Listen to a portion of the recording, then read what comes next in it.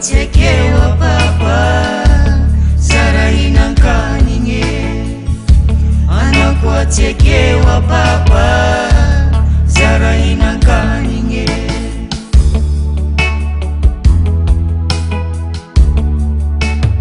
Nichi mahita morandingya narengi vatoni mama helia nao tonga dia mandumungo satere simpi javanga tonga dia mandumungo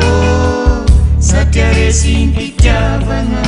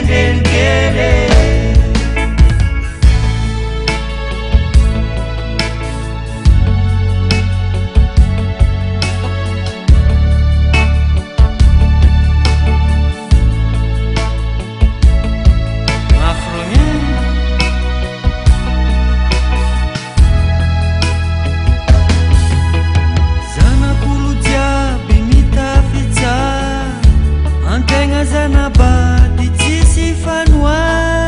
fanga akan jutanga tikiwo patalung tomba tomba ka akan jutanga tikiwo patalung tomba tomba ka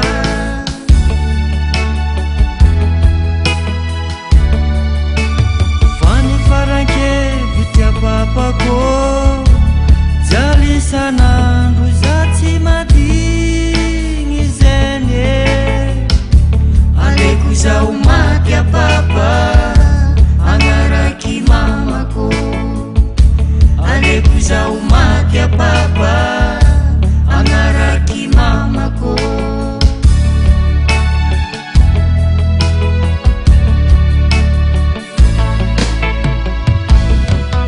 Mitale,